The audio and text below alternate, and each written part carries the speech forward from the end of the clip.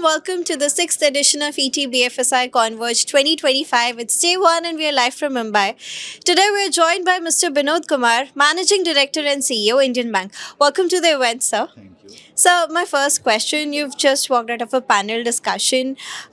This event themed around financing India's momentum. What are your thoughts on it? Where do you see the economy going? How has your experience been so far? Yeah, it's a great event organized by ETBFSI.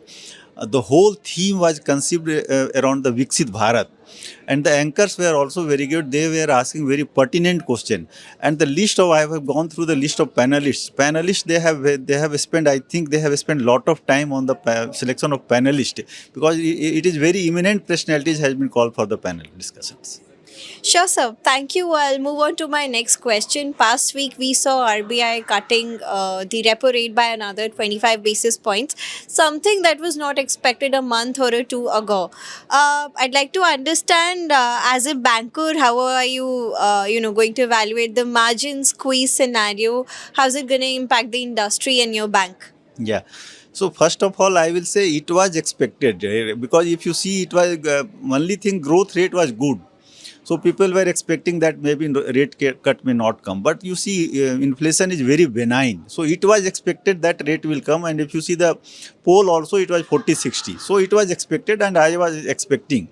Having said that, rate cut is going to, of course, impact NIM of the banks. Even my bank will be impacted. We were expecting that with the 100 basis rate cut, what has happened, we will start seeing uptick from this quarter. Q3, we were expecting that now there will be some uptick on the margin front, but now with this another 25 basis rate cut, there will be some impact on the margin, and I am expecting around 5 to 6 basis point impact on the margin because I believe deposit rates are going to be sticky. And if you see against a 125 basis point rate cut, only 60 to 70 basis point has been passed on to on the deposit side.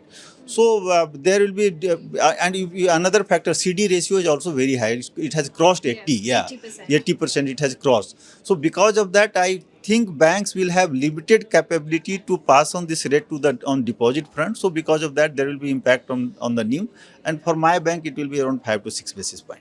Sir, a little follow up on the rate cut.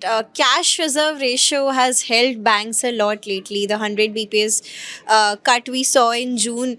How long do you think it is going to sustain? And do you think there is any possibility that RBI may decide to kind of cut down on CRR any further? Is there a scope? Is there a technical capability from the regulators' end? I think even that 100 basis point cut was a surprise for all of us. And so I don't see any further, support on the CRR front. But the benefit of that, it started from September and benefit of that will be over by this quarter. Because of that, we are expecting some uptick in our margin. But since now that scope is also not there, that will have impact on the margin. Sure, sir. Over to acquisition financing. Draft norms are out. How are you planning to capitalize on this opportunity? How do you look at it? Help me with a wider perspective.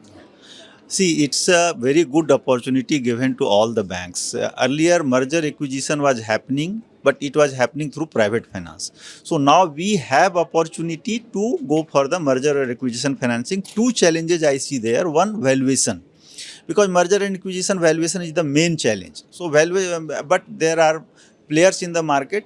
Based on that, we can have reliable valuation. We can have our own judgment also about depending on the industry, depending on the name of who is going to be taken over. So best valuation is that factor, and then the expertise to manpower skilling.